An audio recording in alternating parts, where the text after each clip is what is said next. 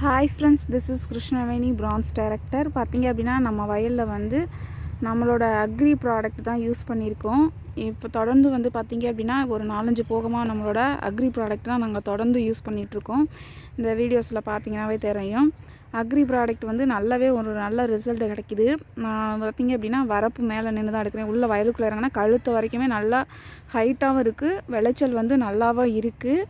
அது இல்லாமல் வந்து பார்த்திங்க அப்படின்னா நம்மளோட அக்ரி ப்ராடக்ட் தான் ஃபுல் அண்ட் ஃபுல் வந்து பார்த்திங்க அப்படின்னா இது ஒரு வயல், அடுத்து வந்து அங்கிட்ட ஒரு வயல் இருக்குது சரிங்களா.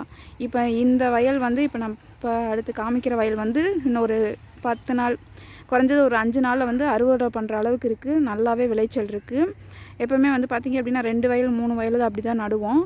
இந்த தடவை வந்து நம்ம அக்ரி ப்ராடக்ட் நல்ல ரிசல்ட் தருது அப்படிங்கிறனால காய்கறி விலையெல்லாம் கம்மியாக போகிறதுனால நம்ம நெல்லே நட்டுருவோம்னு சொல்லிட்டு நாங்கள் நெல்லே ஃபுல்லாகவே நட்டுறோம்.